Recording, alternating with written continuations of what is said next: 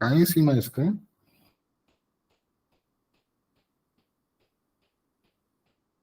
Hello?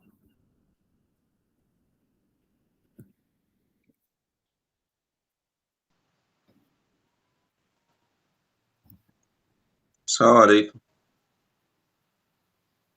Alaikum salam. Can anyone see my screen? We can see your screen. You can't see.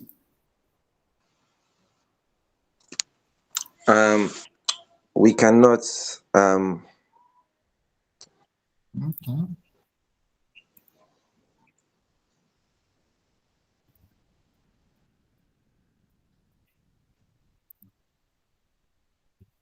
What about now?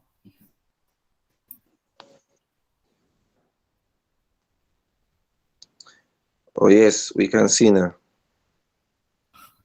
Okay. I can see who we are. Yeah, Pharmacy Scholars Initiative. Okay, thank you very much. So, assalamu alaikum, and a wonderful good morning, good afternoon, good evening, depending on our respective location.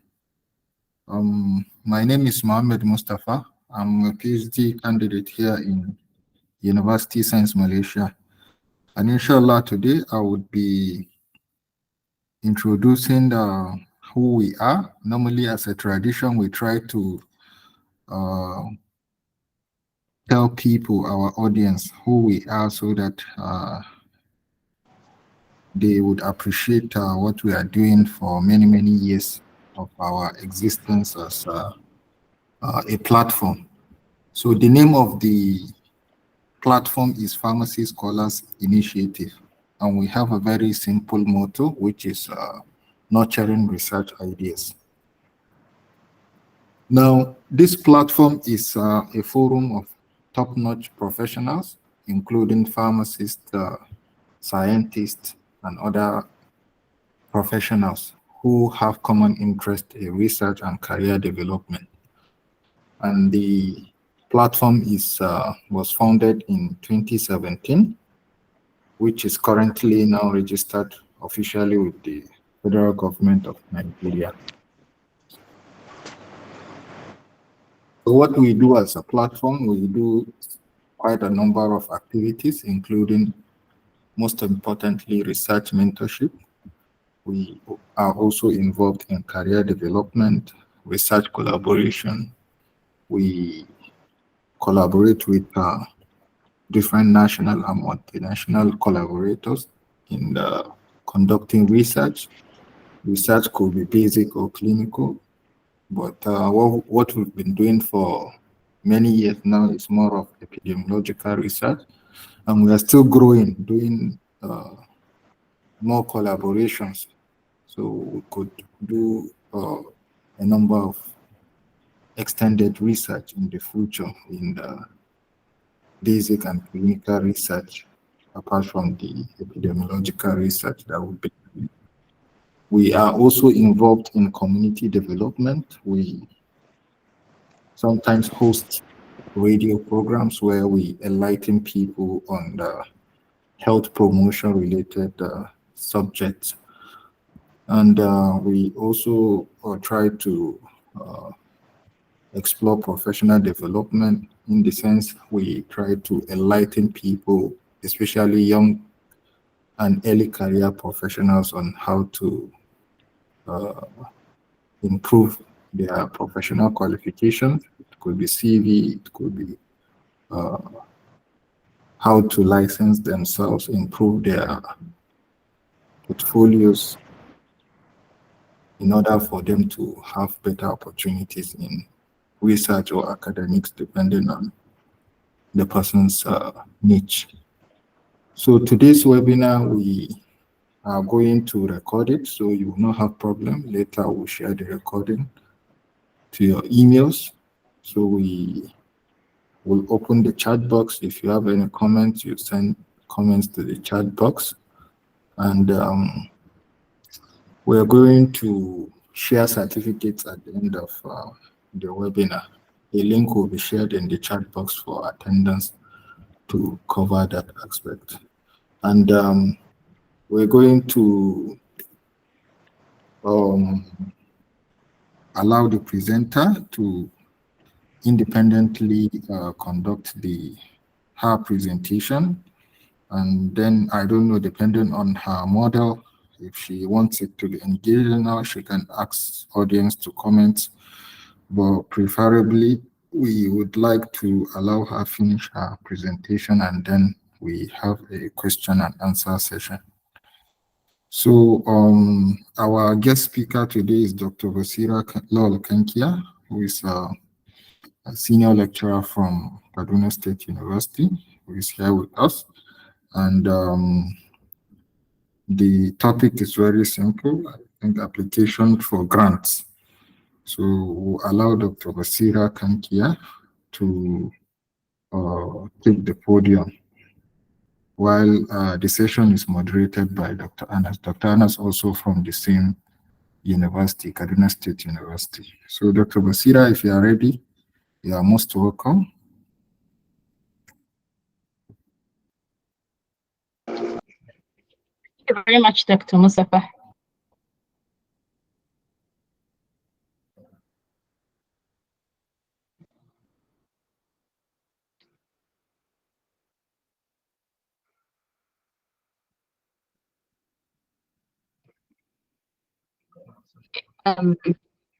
Thank you very much. I don't know, is Dr. Anas going to be saying anything, or we can proceed?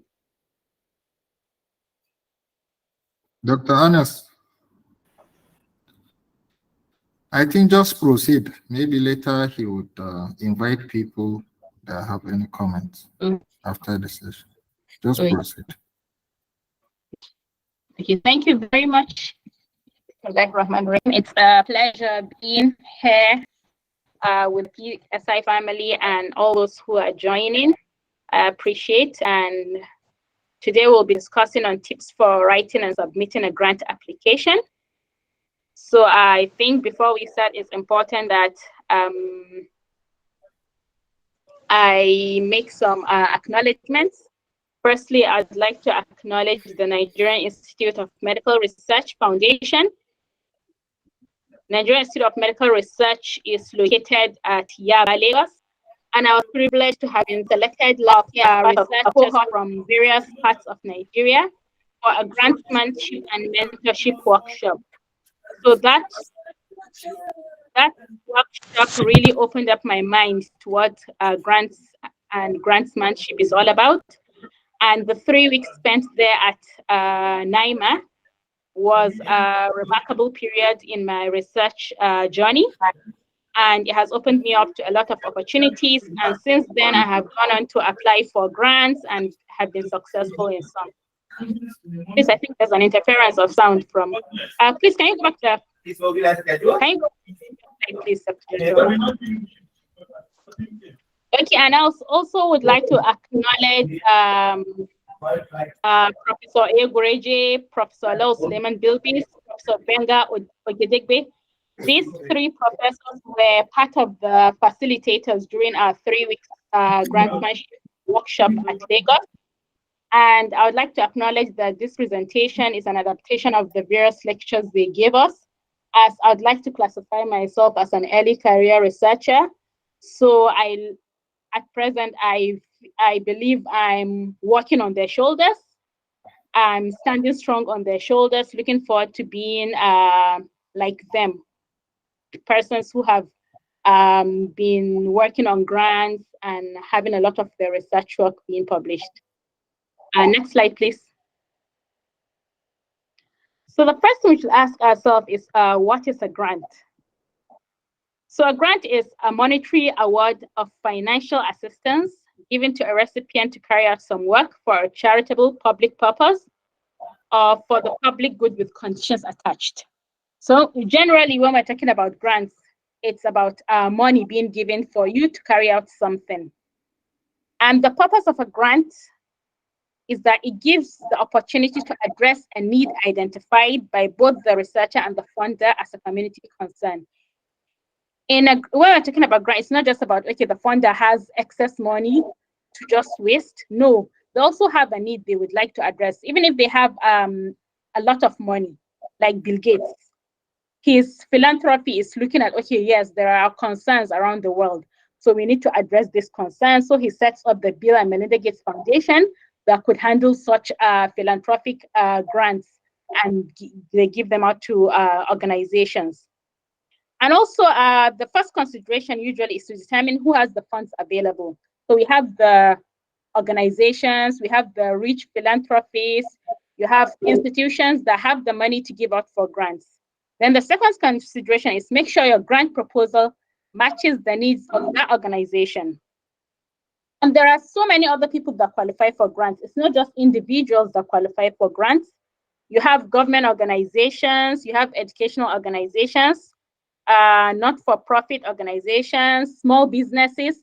Nowadays, you find a lot of conversations going on about seed grants, especially in the tech sector. You hear a lot of people in the tech sector talking about angel investors or seed grants. So, for example, it's not just about research grants. We also have so many types of grants, particularly for startup businesses. I'm sure a lot of you are hearing about so much of startup grants in Nigeria currently going on. Next slide, please. So there are some reasons why funding agencies award grants. It could be to advance their missions. Then find out the mission of the funding agency is very important to find that out, especially before you apply for any grant that may be provided by that agency. Then also funding your proposal must help the agency fulfill its mission. For example, as I said, like Bill Gates, he has the money and he is so much about achieving the sustainable development goals. So you should know that for whatever grant you're applying, it has to go around the sustainable development goals. Then you need to position an idea to make its relationship to the agency's mission clear. Whatever you're applying for should go in line with what that grant funding body is all about. Next slide, please.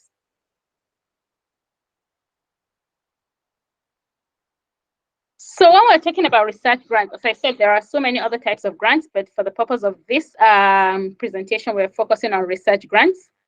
So research productivity is important in national development, career development, and also institutional status. You find out that, unfortunately, here in Nigeria, there's not much avenue for research grants. We only have to do with the little we have and make use of it. But you find out that in other developed countries, for example, in the United States of America, grants, how individuals or institutions attract grants is used as a criteria in ranking institutions. So you find that across the world, all this the higher education, Times Higher Education ranking of universities, it's based on the types of grants they attract, the research output, their publications. So without all this knowledge on applying for grants, you may not even have, that's why here in Nigeria, anytime there's ranking of universities, you find out that our universities do not really appear because we may not be attracting a lot of international grants that will help us conduct very high impact researches, although we are trying to do with the little we have. But in improving institutional status, you need to show evidence of how your institution is attracting grants, how the researchers are working on grants. And then also for national development, because research is expensive. So there are some research that you cannot conduct without grants. But if you have a lot of grants, you will be able to conduct that research and build on national development. Next slide, please. So as I said, research funding is still a little tricky here in Nigeria. We are trying to do with the little we have. There are very few institutionalized research funding bodies. Then, unfortunately, there are no specific budgetary allocation for research, although at times you find some, like I know there was a time Kaduna State government called for a research grant during the COVID period. There was a first selection made. I think the second one, there were some applications. I know we even made that application, but we never received any feedback from that. Then there is no motivation for industries to provide systematic research support. Ideally, when you're trying to strengthen research capacity, there has to be that triple helix structure. You have the academia, industry, and other stakeholders to come all hand in hand to promote research. There are actually some research funds for academics, which are mainly from TED Fund. There's the TED Fund Institutional Research, and also there's the TED Fund National Research Fund, which is the NRF. Then apart from that, there are opportunities, other international research funders where they open up to applicants from other countries. And then, so sometimes we're able to key into such funds.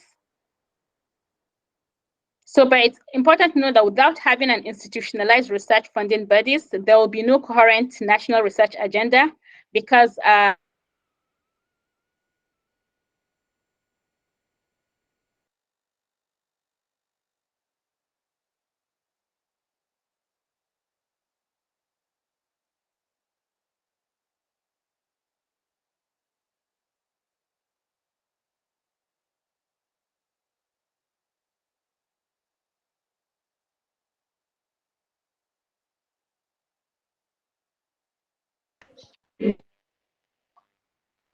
sorry, can you hear me? Yes, Sorry, you just okay, we sorry, can hear I you lost now. my connection. Okay, next slide, please.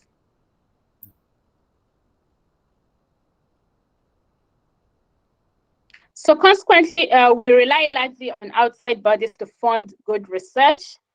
And even when you compare Nigeria to other developing countries, our research productivity is kind of low compared to other developing countries like South Africa, Brazil, and India. As I said, we're making efforts with the little we have, and we're trying our best and hope things improve. Next slide, please. So there are a lot of preparatory steps in taking before you go into the grants avenue or go into grantsmanship. And grantsmanship is all about the art and science of applying for grants and working with grants. So you need to prepare yourself properly. You need to learn from others. This involves reading good journals and learning. You need to get yourself a good mentor. There's no doubt having a mentor in grantsmanship is highly important. You need to identify in your field who is the person you can relate with and call a mentor.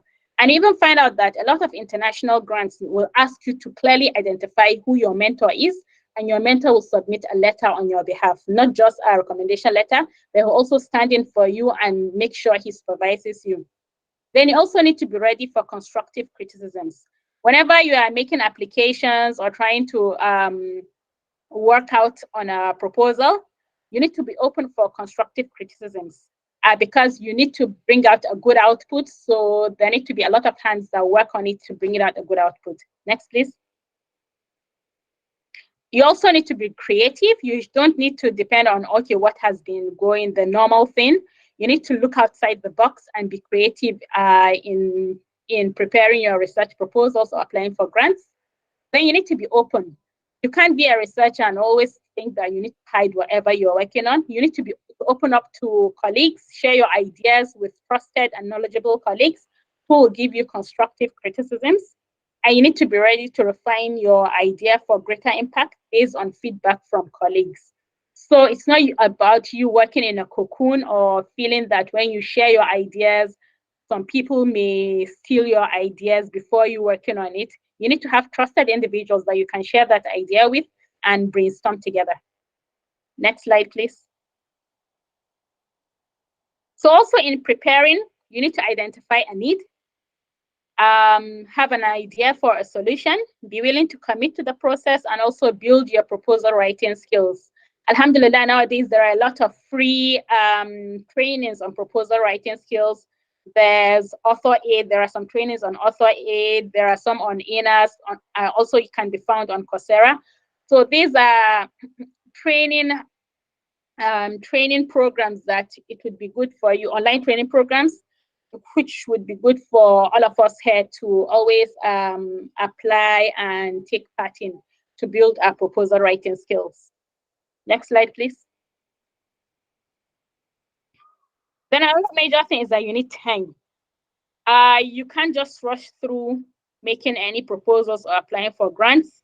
if you know that there is a certain grant that maybe calls for submissions every year, maybe by March, you need to start planning a year before, at least a year before to 6 months before, to know that, okay, you intend to apply for that grant, and you need to then read through their guidelines and start preparing, and also then prepare your concept notes or the proposals. So you need to find out about funding opportunities. There are a lot of channels now for you to find out about funding opportunities. And then to develop a fundable idea. Not all ideas are fundable because it's all about the innovation, what's the hook with the idea. Then you need to develop a competitive proposal. There are so many people also applying for that grant. So your proposal needs to stand out and be competitive. Then, of course, I said, get feedback from colleagues. You need time. Colleagues too are busy. We know everyone is busy. So you need to also plan ahead in getting your colleagues to give you feedback on time without you rushing them or giving them your proposal or your idea at a time when they are busy and may not give you proper feedback. Next slide, please. Then every proposal needs to, you need to understand the what, why, and how. So what do you intend to do? Then it should have the specific aim and the objectives. Then it needs to answer a scientific question. At times, you need to test a hypothesis. Then the why and to whom, including the funder. Because whatever proposal you are doing, also the funder is a stakeholder, and they also look, okay, is it something they are interested in? So they are also really important to consider the funder. Then the background and significance or the impact of the work, how you're going to do the work, which is the methods or the approach, and then also the research design and methods. And next slide, please. So usually, as I said, time is of the essence in generating your idea. It may be that for many years you had an idea and you've been brainstorming through it, and then you discuss it with colleagues and you feel that, okay, actually that idea is a good topic to make a proposal for and it could be fundable. I'd like to give an example with a case we had of our most recent grant with some members of the PSI. I remember many years ago, maybe since when we're in final year in pharmacy school, I and my friend Khawlat would always talk about, oh, she's always wondering why what do people do with their unused or expired medications that they keep at home? Because she realized also that in their house, they used to keep a lot of all these medications that, okay, they were just there. So imagine in every house in Kaduna, everyone having such kind of medications being kept. At the end, you just throw them in the dustbin. So randomly, anytime we're talking, she'd just be saying, hi, Basira, I'm just wondering, that's something we should do. We should really do a research on it. So alhamdulillah, after we both joined Pharmacy Scholars Initiative, and then we were into groups and various groups were trying to develop an idea for a research. We brought up this and alhamdulillah, we're able to conduct a survey in Northwest Nigeria, which was led by Dr. Salim Ilyasu. So that survey, after we published it, then this year, we came across a seed grant from ASEPAP. We'll later discuss about the African Center for Excellence in Population Health and Policy in BUK Kanu. And we felt that, okay, this idea, we've started doing something about it. So why don't we apply for this grant? And alhamdulillah, we applied for the grant and we're able to get a seed grant to proceed with the implementation part of our project, of our idea. Dr. Jata, I think the screen is, you stopped sharing the screen? Okay, just hold on. Okay.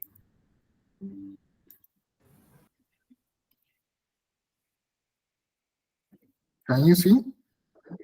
Yes. Okay, yes, it's back. Thank you. So you can see it started from a small idea when we were just young pharmacists, and then gradually, maybe 10 years later, we met other like minds who were into research and were interested in the topic. And then now it has become something big, and we've already won something for it. So this is how to generate idea. You may feel that the idea may not necessarily have a meaning at this point, but by sharing it with colleagues and brainstorming, you can now generate it into a bigger idea. So also when generating idea, it's always good to access the literature and look at if there are any gaps in current knowledge. You could also generate ideas by networking with colleagues during conferences. And just by being curious or imaginative. Then opportunistic situations. For example, I know during the COVID period, there were a lot of opportunities for ideas.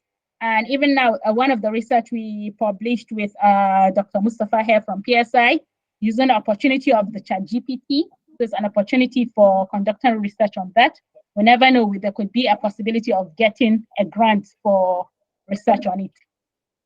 They're responding to a specific call for proposals. At times, there are funding bodies that will specify a specific call for a proposal.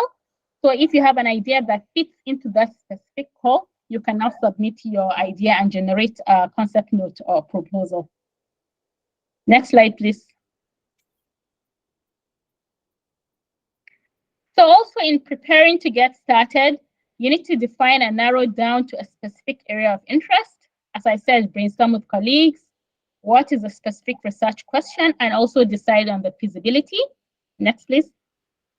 Also, when deciding on the feasibility, you need to understand what methods and tools you will need, then what are the resources you require, and how available are the required skill sets or expertise. In all this brainstorming, you'll now understand, okay, when this will be helpful also when you are building your team. It may be that amongst your team, there may be some particular maybe a laboratory assessment, and your current team does not have that skill set. It may now be an opportunity for you to make contact with other researchers in other laboratories or other parts or other institutions, and then you collaborate with them. So these feasibility studies bring about need for further collaborations and building on your idea. Next, please. Okay, so there are really some 5 important points in identifying a good research question. It's usually called FINER, F-I-N-E-R, FINER. So you need to understand, is your research question feasible? That means, can it be done? Do you have the expertise? How costly could it be? Is your environment favorable to answer that research question? Then is it interesting? That means, is it an engaging topic? Is it novel? And if it's novel, can it be answered fully or comprehensively? Then ethical, can it be done in a humanly manner, especially if it involves studies on animals or humans? Then how do you go about the ethical considerations? Then how relevant is the research question to be answered? Why is it important to answer that question, and of what use would the answer eventually be? And also, as you're considering this FINER approach, you also need to consider, okay, the funders as well. This FINER approach is also relevant to the call for proposals. So it needs to be that it aligns with the call for proposal and what the funding body is aiming to achieve. Next slide, please.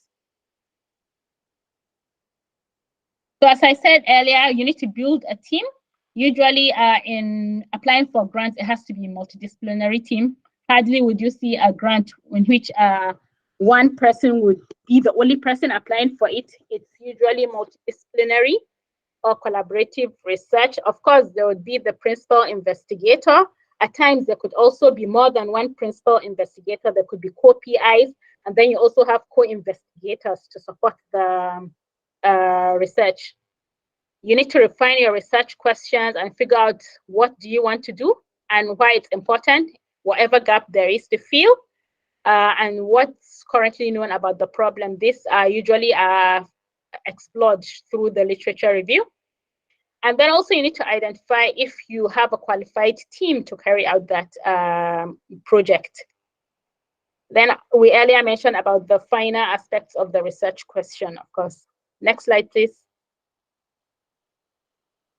So usually there are times you need to develop a concept note, and there are usually tools or checklists that in developing the concept note. For example, for those that have experienced the TET Fund NRF call for proposals, usually I think call for proposals are usually made around December every year.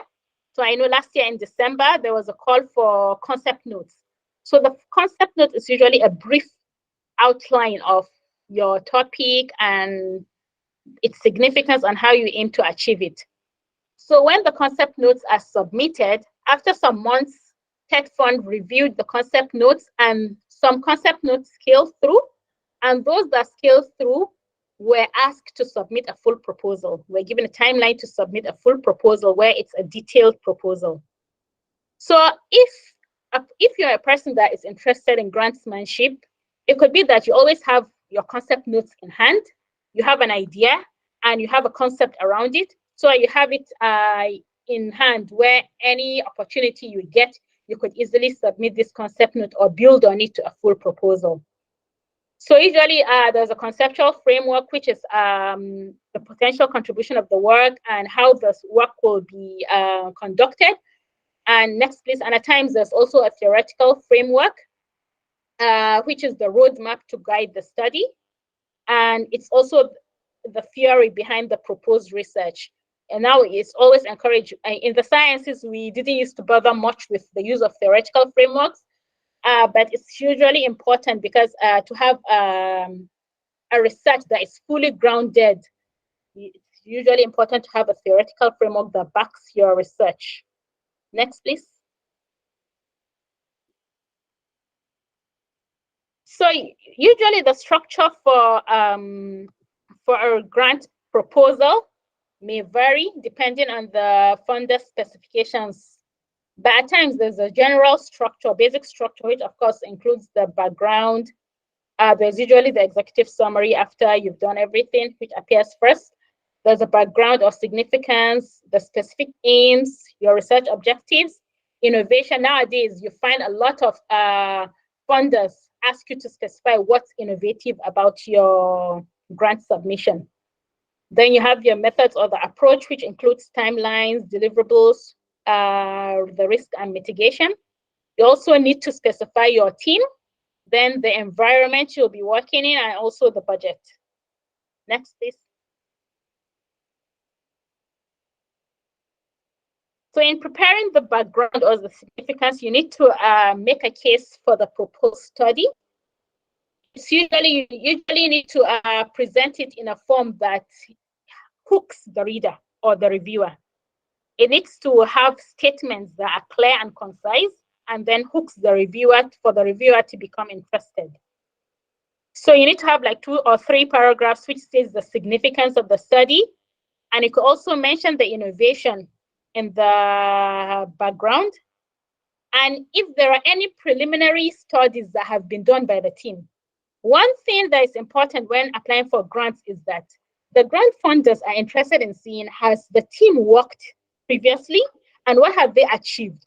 So if the team has had any preliminary research that could that this current grant tries to build upon, it would be good to reference that preliminary research in your background of the study, because that provides an evidence that you've done something on the subject matter. You're not just coming out of nowhere to apply for this huge grant, but that you have a little background on the subject matter.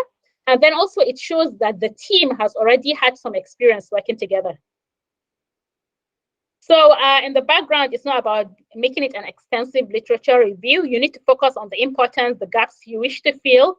Of course, you do not expect to fill all existing gaps, but you need to be specific on what particular gap you intend to fill.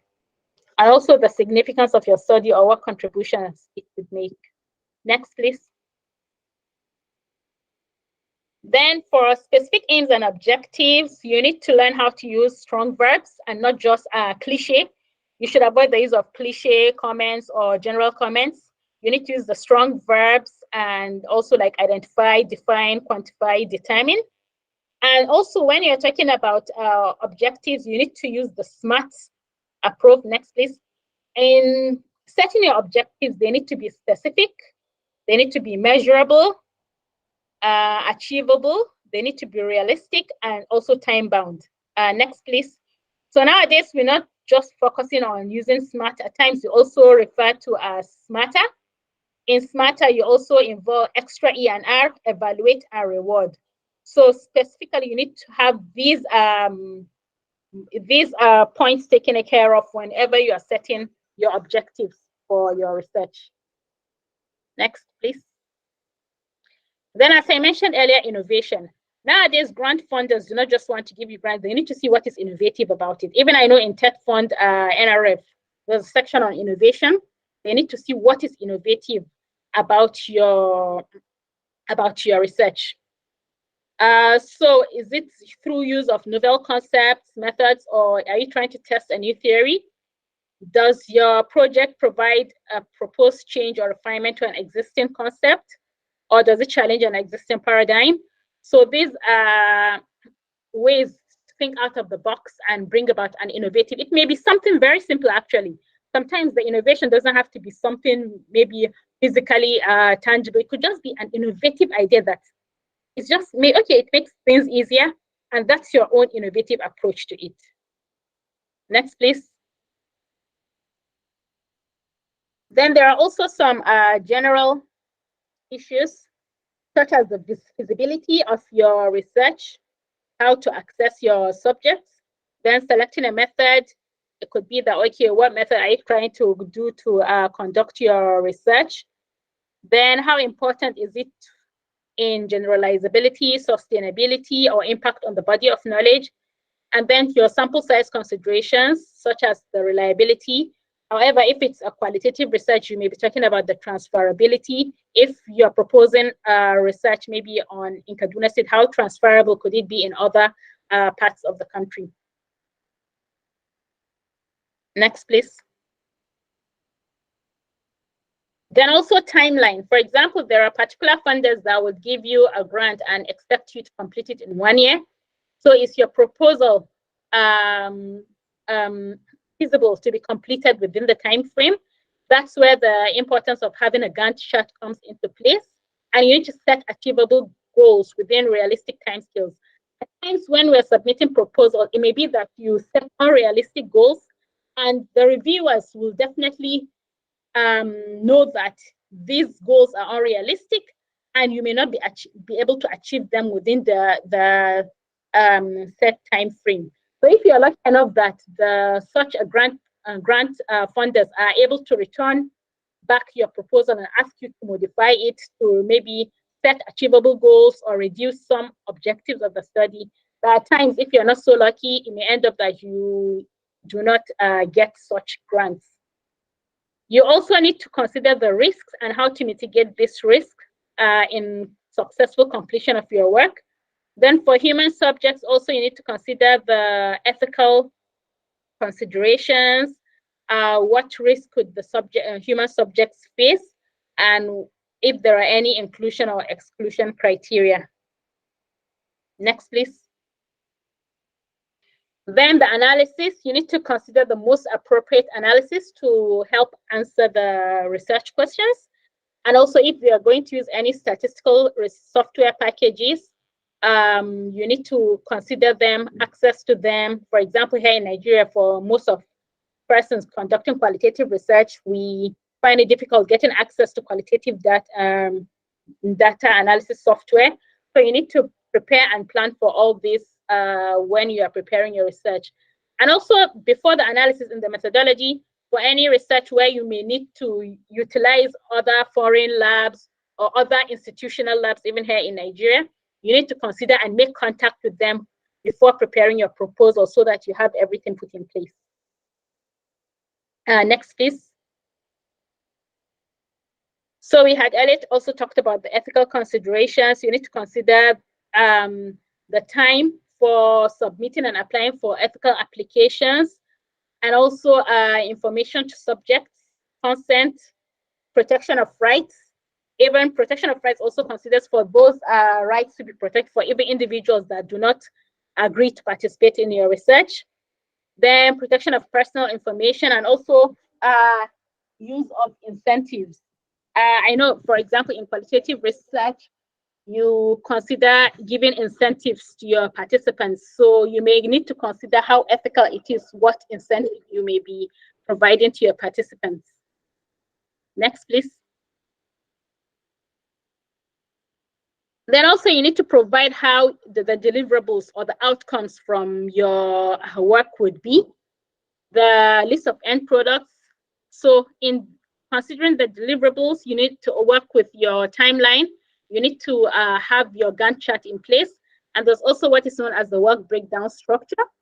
And in work breakdown structure, this is also what you prepare to guide you, because it helps to break down the project into smaller and more manageable components. So it identifies all the necessary tasks or the activities and deliverables needed for the successful completion of the project which you've obtained the grant for. So it's always very good to have the WBS prepared and have it handy, even if the grant funders do not ask you to submit a work breakdown structure, but that helps you in coordinating and managing the project. Next, please. Then the research team. You need to have a robust discussion on how the research team will be comprised of. So what makes this team suited for this work? Then the principal investigator, what is his experience and the suitability of that person to lead the team? Are there any accomplishments relevant to the proposed work? Then do the investigators have complementary skills? And what is the governance or leadership structure? And governance structure is the general framework of project management. You need to consider if the team has worked together, and then also especially as regards the rules, the procedures, roles, and division of responsibilities within the decision-making process. Because you need to have a team that works in harmony without people feeling aggrieved, and then also how each member of the team, what level of effort they are giving in the research, and also what roles each member needs to play. And next, please. Then the research environment is also something to consider. What resources do you have in place? If there are sufficient infrastructure, and then administrative resources. It was only when I had the 3 weeks training we had in NIMA that I understood there was the need for our institutions to have a grants management office. Because in the grants management office, because you as a, like for me, I'm a pharmacist, and maybe I'm not involved in a lot of finance. I don't know the financial management much. So when you're working with the grant management office in your institution, these are people you have the accountants, you have administrators that really know so much about budget and preparing budget and working on budget. So these people are expected to guide you and aid you in preparing a robust financial structure for your grant proposal, and also when you get that grant, how to utilize or access those funds. So it's really important for our institutions to have these grants management offices that will guide, work hand in hand with researchers who obtain grants and how to access and utilize the funds they've gotten. And then also consider if your institution has an institutional review board that will also help you to go through and approve the proposal. Then if there are any experts in the institution that have experiences in managing grants, especially large grants, and also that have had some collaborations. Next, please.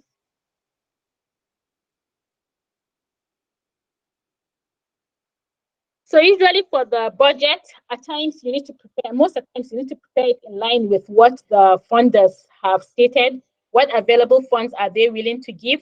For example, for TED Fund NRF, that makes it that highest you can apply for is about 50 million naira. Of course, when you are preparing your proposal, they do not expect you to submit a proposal with 49.9999 like million naira. Like I remember there was a training I attended where the facilitator mentioned that TED Fund would prefer to see you, submitting a proposal which is the highest amount you are seeking for would be around 35 billion naira, not too close to the 50 million naira cap they've specified. And then you need to ensure that you prepare, if there's a format they've given in preparing the budget, you follow that format. And then there should be clearly stated how the money would be spent on personnel, institutional fees, contingency. In institutional fees, we should need to mention that at times, a lot of funders, even though you are the principal investigator, you submitted the application, but when they give you that grant, it's not for you as an individual. They are giving it to you, with your institution. So a lot of institutions also will take, there's a percentage of the money that they take as institutional fees. Some institutions take 10%. Whatever grant you get, they will take 10% of it, because of course, that 10% means that you're also working maybe in their labs, you're also working within the time in your institution. So that 10% is charged as institutional fees and goes to your institution. And then your institution will gradually be releasing the grant to you in tranches as you work on a particular point. You apply for more to be given to you to continue your work. So we need to clear this doubt and clear this where a lot of people assume that immediately they receive a grant, it's for them to spend, enjoy, do other personal things. No, that grant money is meant for you to clearly do what you've been given to do. Next, please. Then also in your budget specification, you need to concisely provide the basis of the number of staff if you will need, for example, for large grants that may even allow you to recruit for research assistants or postgraduate students such as master's students. Then the salaries.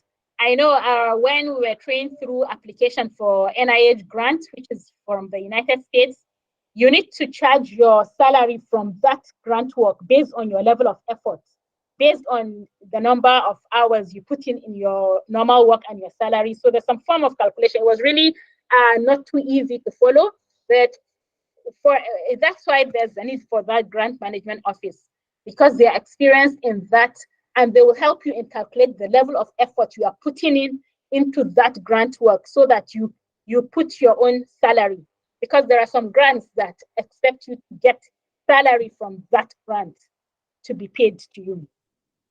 Then there are also some grants which allow you to buy equipment and supplies from the money, but some grants will specifically tell you the grant money is not for purchase of equipment, so you may need to apply for another grant which will allow you to purchase equipment.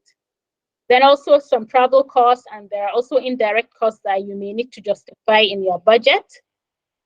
And then if you will need to collaborate with other institutions, you need to clearly specify that, okay, I think the slide has disappeared. Dr. Jato?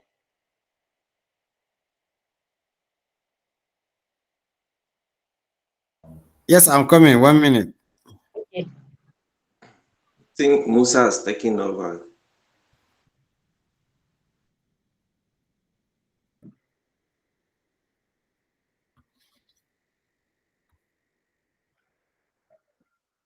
Are you around here? Yes, it's back now. This one? Budget justification.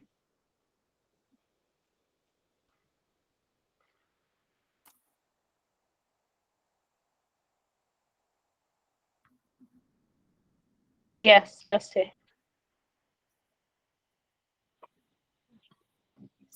Okay, so there are some general tips that are very important for you before going into the world of grantsmanship.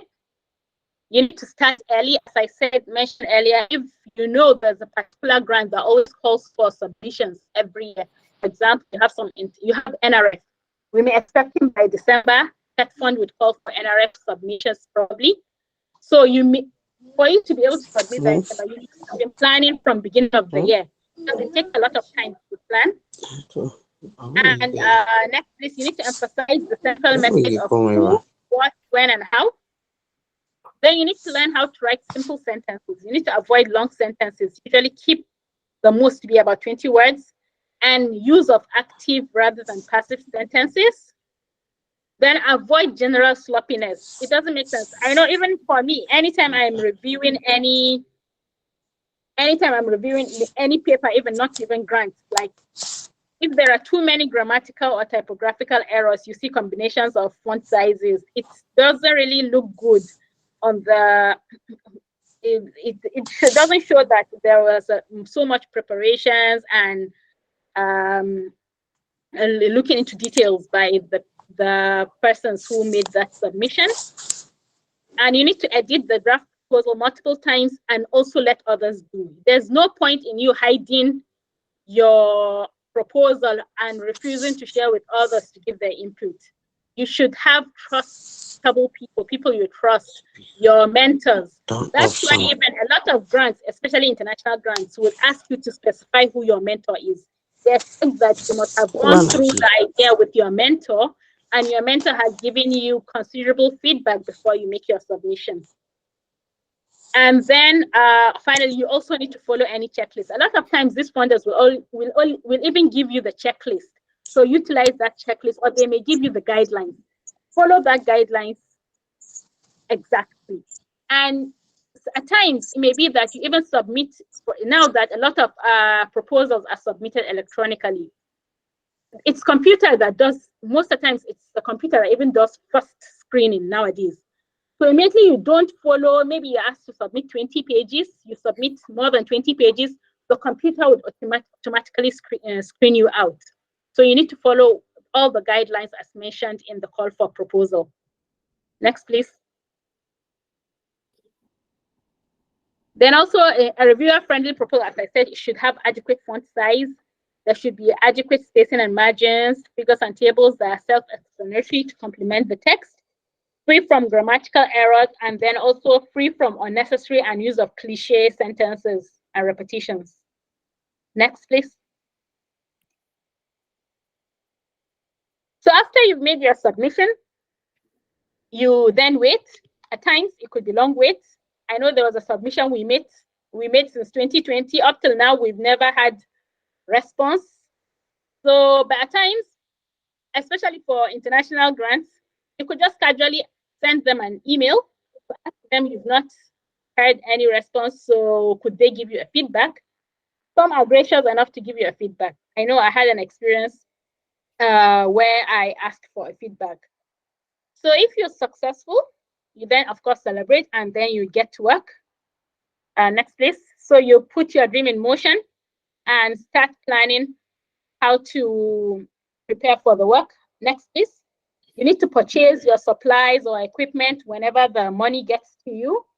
You implement all the project and promotional activities in the appropriate time frame. Then keeping of concise records. Record keeping is highly important. Then you also need to prepare funding reports. If the funders expect you to provide quarterly reports, you need to always have your records to provide these reports as at when due. Next, please. But of course, there are times where failures happen and you get rejections. So, of course, rejections are bound to happen. So you learn from them and try to identify what could possibly be the reasons. As I said, some funders would clearly tell you the reasons why your proposal was rejected. It could be that it's a poor study method, or you just didn't abide by the guidelines and it was rejected immediately. Or it could be that you have an unrealistic budget, you missed the deadline for submission. That's why it's always important for you to submit your proposal not on deadlines. Avoid submitting on deadlines. There could be some errors happening, especially if it's international grants.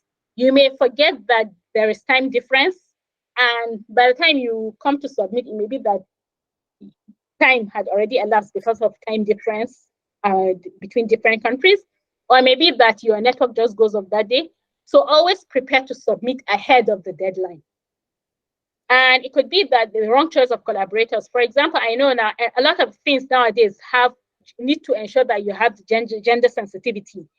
You cannot be working on a grant that has to do with females and there's no single female collaborator in the research team. It doesn't make sense. You need to involve, you need to be gender considerate in constituting your research team, and also consider other stakeholders that will facilitate how the research goes.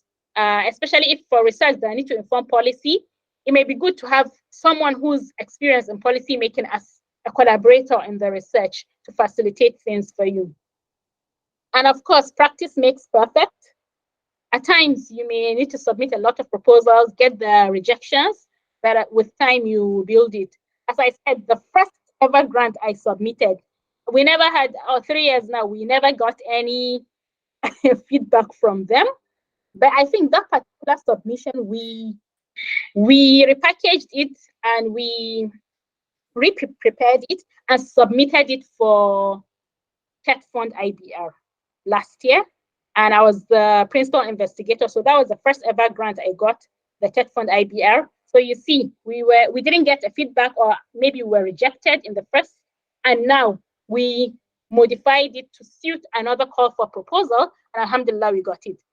Then the second grant I applied for, I also got rejected, but I was able to email them and ask, what could you improve upon? I actually asked them, give me a feedback and show me what to improve upon. And they clearly told me that we were expected to clearly identify clinical outcomes from the research. And when we looked through it, we didn't have specific clinical outcomes. Yes, we did have some outcomes, but they were not clinically related outcomes. So with that, we're actually preparing to resubmit it the following year. But that was the same submission which we submitted to ASEPAP in Kano. And alhamdulillah, we got funded with that. So you see, you could get rejection somewhere, modify it, improve upon it, and then submit it elsewhere, and then you will get it funded. Next, please.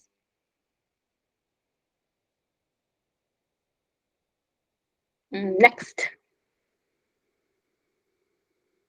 So we also, as we said, when constituting the team, it's important to always have collaborative research. Nowadays, you just don't go through these large projects as a single researcher. Of course, you need to utilize or consider that good research is often complex activity, and the complexity of the team makes it that you need to have a collaborative research. All the researchers in the team would bring about the expertise and the required skills they need. It may be that, okay, you are the clinicians or you are the other persons in the lab, but you're not good in statistics. So you need to have a statistician as part of the team who would provide his expertise. And then some funding opportunities specifically request for collaborative efforts. You need to show what each member of the team would bring in. I think there's an interference from someone sharing screen. Yeah, I think there is one Musa that is mistakenly sharing his or her screen.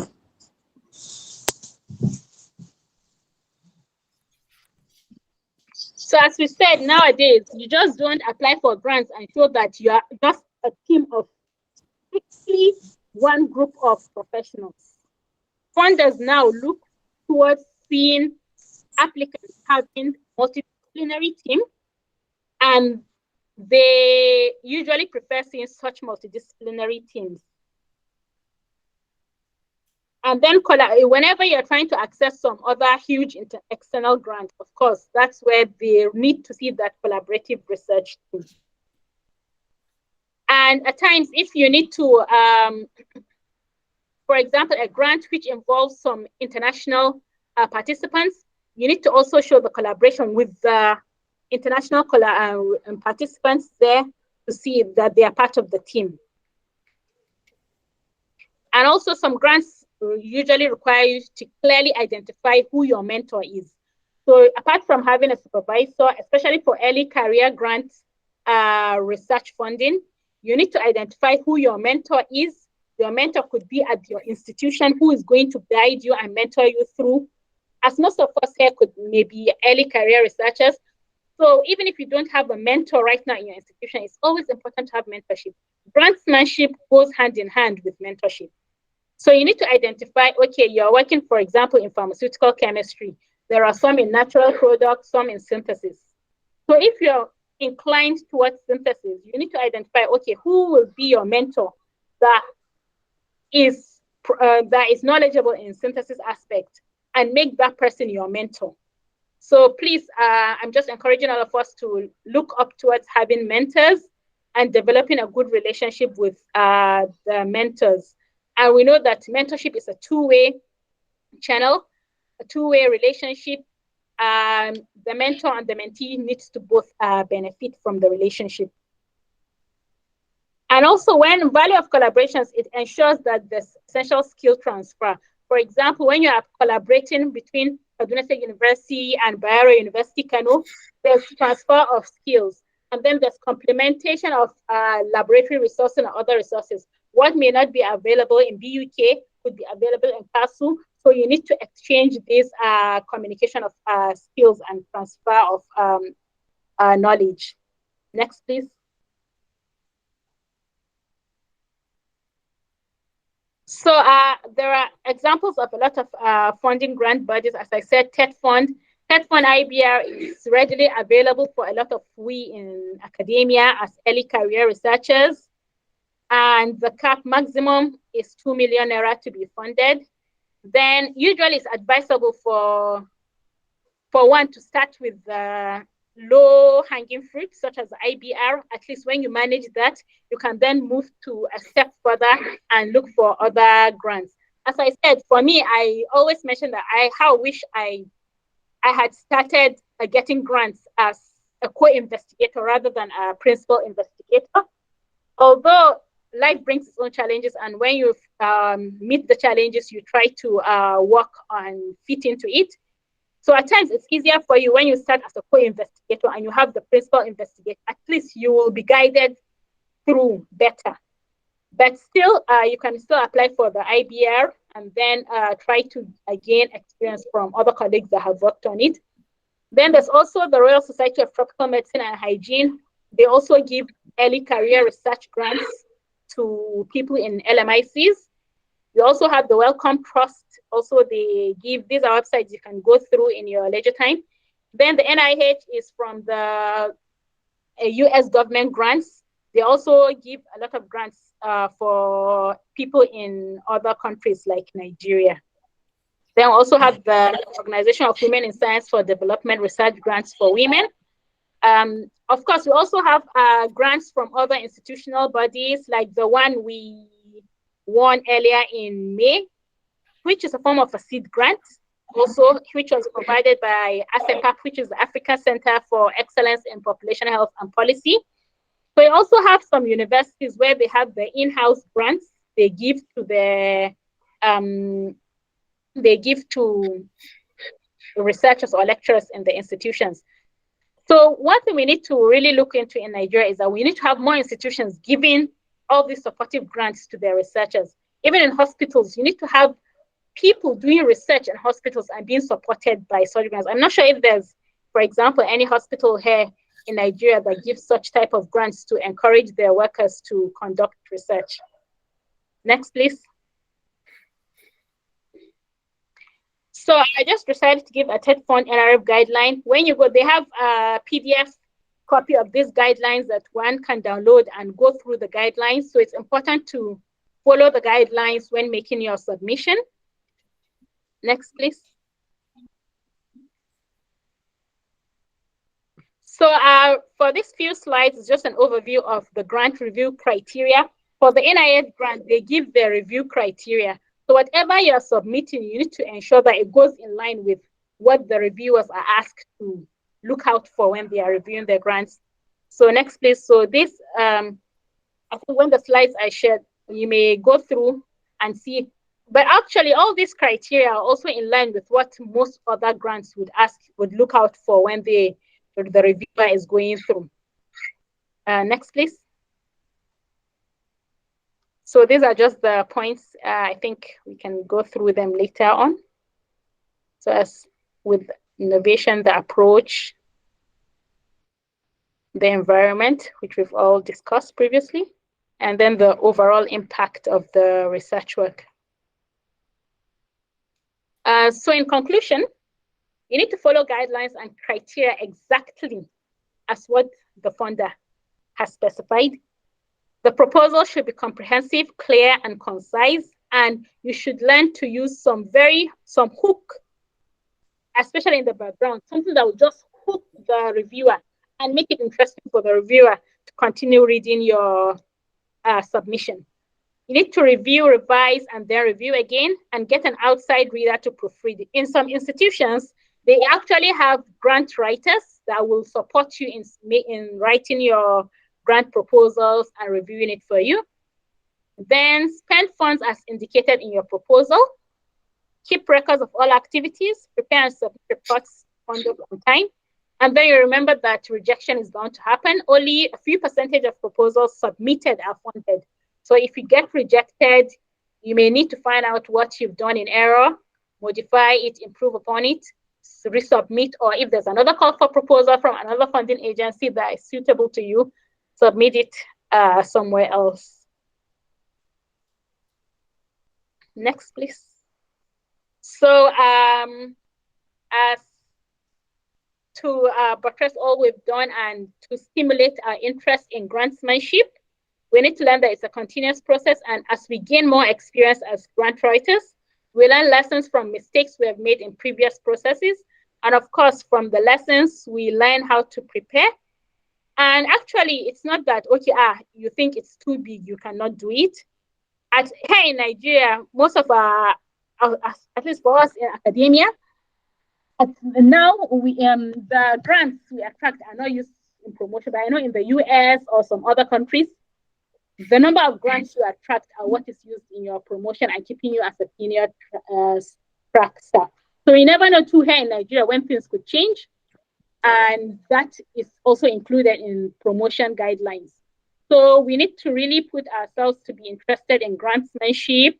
Whenever we see opportunities, we try to apply. We should have mentors. If we don't have a mentor today, actually, I think this is a point where you need to go and get a mentor to support you in this journey. And writing is not something you just learn in a day. It's a continuous process where as you do more, you learn it better and you build upon your skills. And you need to prepare to learn, to write, rewrite, and rewrite again. So I think this is the end of the presentation. Thank you very much.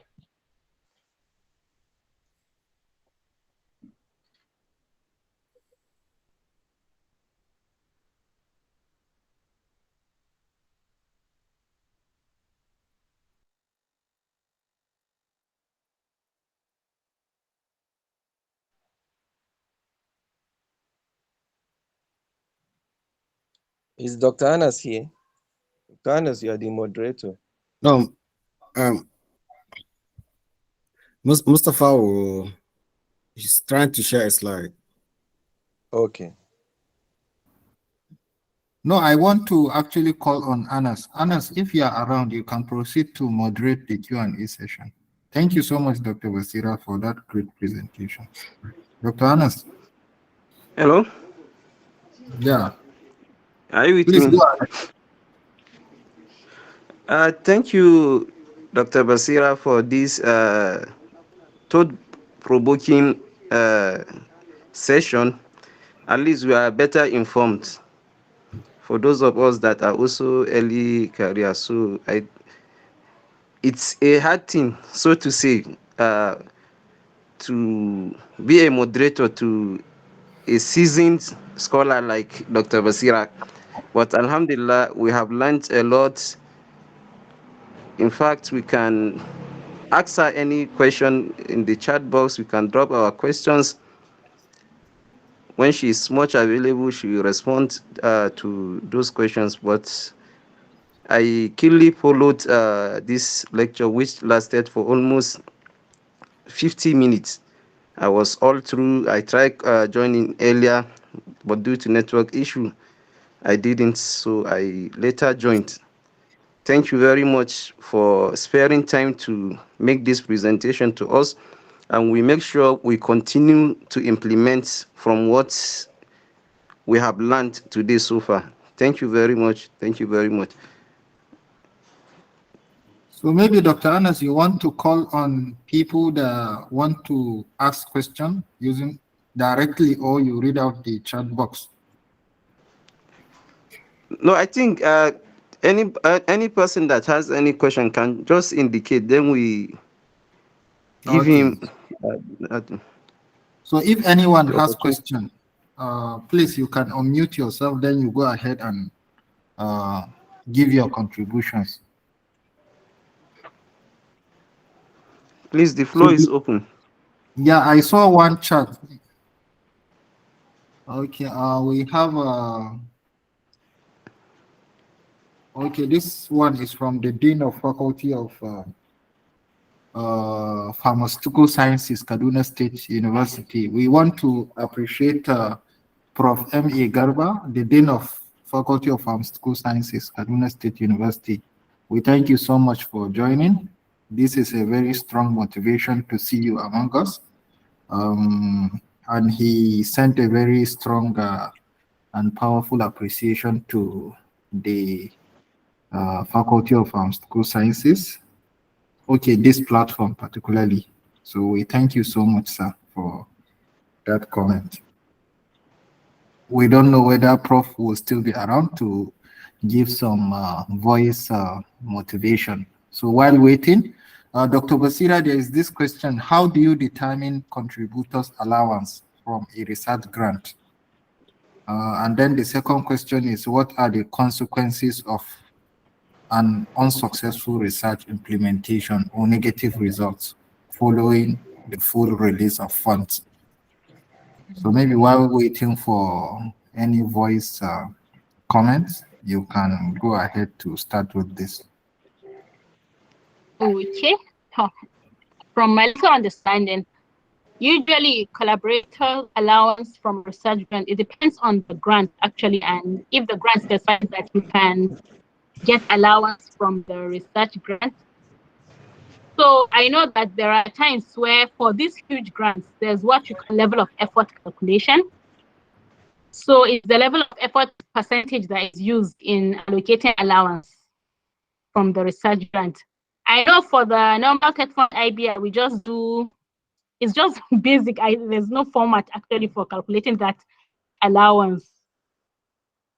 So I'm not too sure. Maybe Dr. Anas will guide us on that. The consequences of unsuccessful research implementation, that's why a lot of, for example, for the major grants, they would like to see that you've done some preliminary research and has shown fruition before you apply for a huge grant. So at least having that preliminary research would guide you towards knowing you are moving on the right track. So I don't know how eventually, if negative results following full release of funds would, how one would go through it. That's, I think, where the having the mentor and the grants management office to, if there's no headway, I don't know if one has to return the grant money or something. I'm not sure really. I don't know. Okay, thank you so much, Dr. Basira. Dr. Musa, can I add something, please? Okay, please go ahead. Yes, regarding what my able and learned colleague said initially regarding the sharing formula of funds to co-researchers. Actually, I was opportuned to be one of the co-investigator of this IBR research, that is institutional-based research that she was talking about, under the mentorship of my learned professor, in person of Professor Austin Amadou. So the research been for 6 months. So what he told us then was that whatever we are going to get as money rewards from the research should be for like half the duration of the research. For instance, it is a 6-month research, so we are paid some stipend for like 3 months. Because initially 60% or 60% of the money will be released to you. When you complete the research, then the remaining 40% will be paid. So out of the 60%, we are being paid stipend on a monthly basis up to 3 months. So when the research was complete and we submitted our report, they were satisfied with the report. TEDFund was satisfied with whatever we submitted to them. So they now disbursed the last tranche of the money to his account. So what he did then, out of that money, he like made some calculations, and some percentage were still given to us as part of his co-researchers in addendum to the papers that were published from that research. So that even motivates me the more. Subsequently, I also applied for the same IBR, as small as I am. And God so kind, I followed his format. Since he's a mentor, I was also shortlisted to be one of the awardees of that research. So as I'm speaking to you, I'm even like compiling my own submissions from the same type of research that I was a co-researcher then. Now I'm a principal investigator in that research with also my own co-researcher. And all these were achievable with the advices. PSI has been really an eye-opener to me.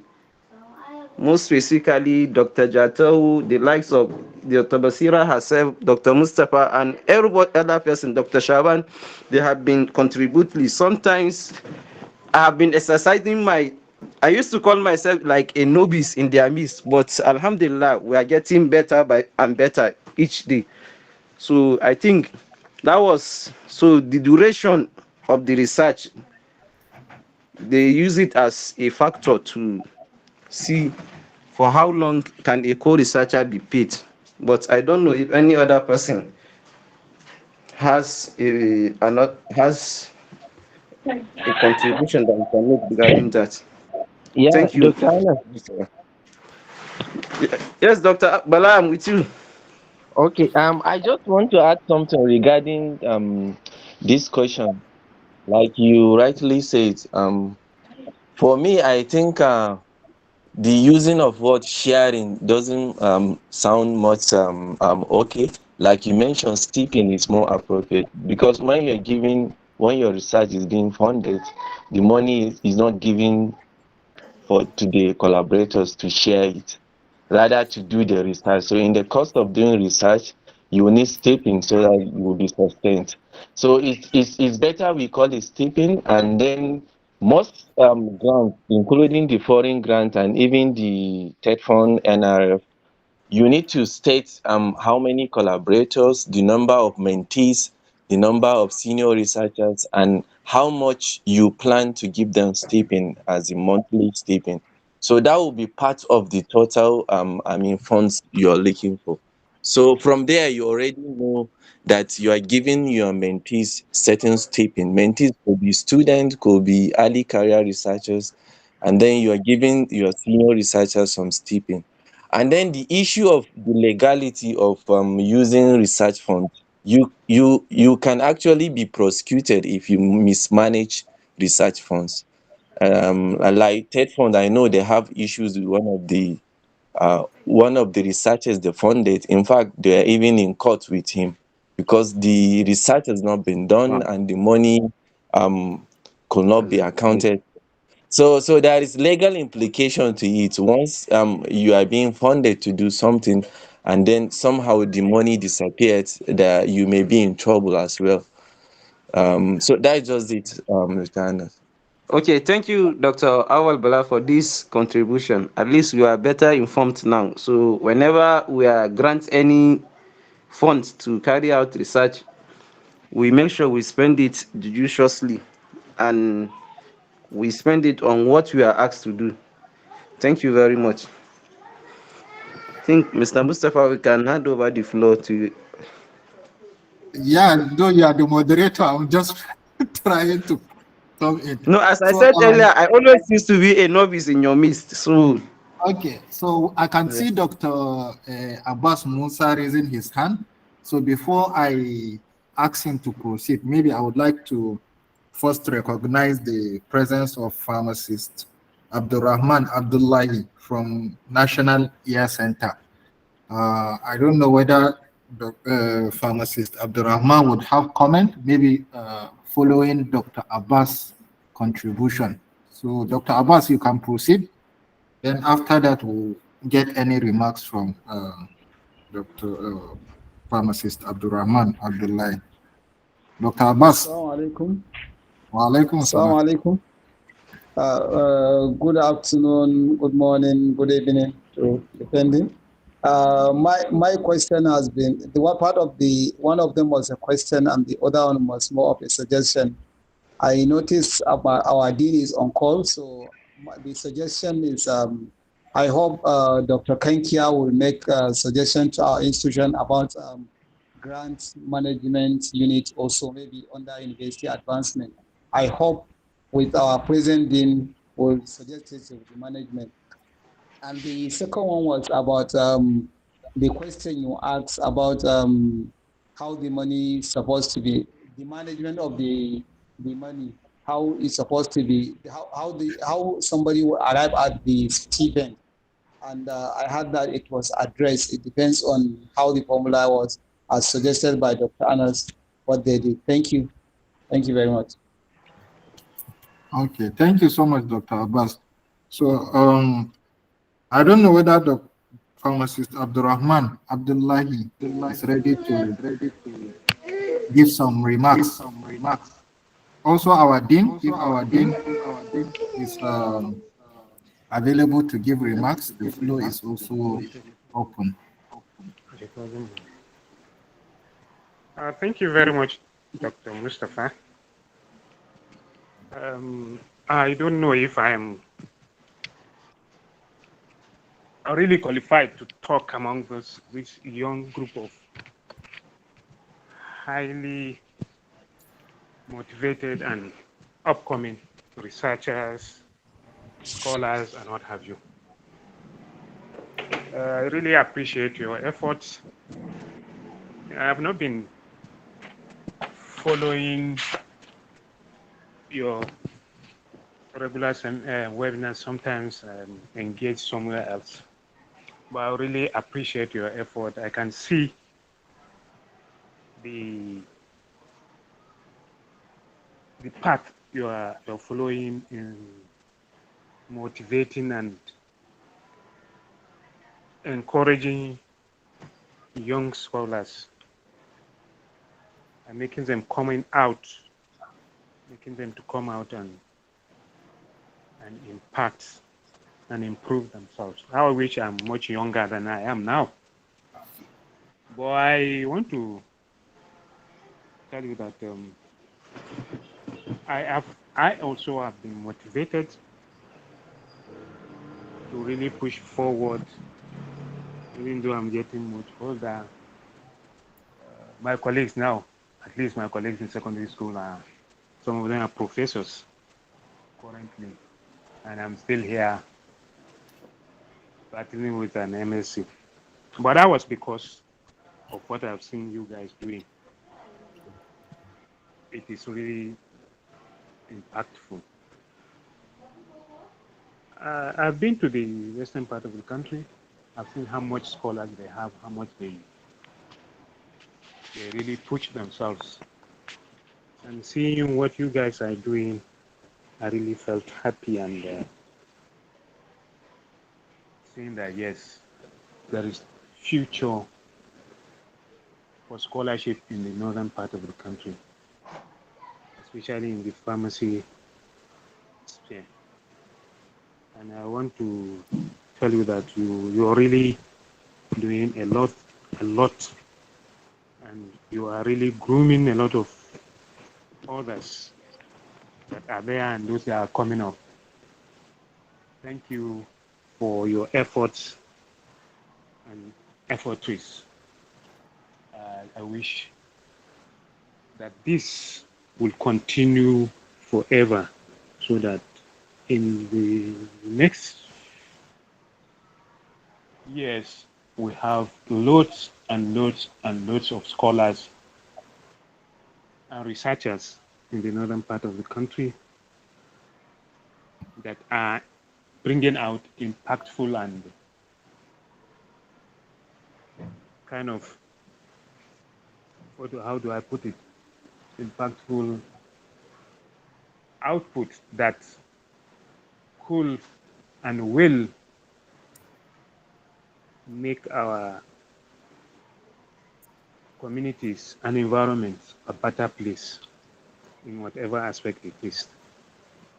Thank you very much for even giving me this opportunity, and I hope that I will keep in touch with this program, this PSI. This thing. At the beginning of this, while I was trying to join, I couldn't join on time, and I messaged Jatona Dunia whether it is only for PSI scholars. But just before I finish my comment, I was allowed in, and I really enjoy Dr. Kankia's lecture. She was in my center recently to present a similar thing. Unfortunately, I wasn't around. I was in Ibadan, I think, then. But it was really an impactful. They were so happy she came, and the pharmacists, the interns there were really happy she came, and they really learned a lot. I was sad I missed it, but thank God I am here today. It was really, I have an idea. Anyway, I will share it later on with Dr. Diato and the others on something I have been thinking of for a long time. So when she said an idea may be something that you have been thinking of for a long time, it came to my mind. So I will see how I can put that together and see whether we can come out with something out of it. Thank you very much for having me talk today. Thank you. Thank you so much, Pharmacist Abdurrahman, for that very strong motivating remarks. I will look forward to seeing you more and more in our platform, and whatever advice that we get from you, we'll try to make sure that we put it into practice. So I think there is one comment from the chat box from Abdurrahman Bello.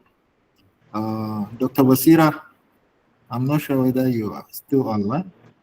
Yes, I'm online. I think I just read it.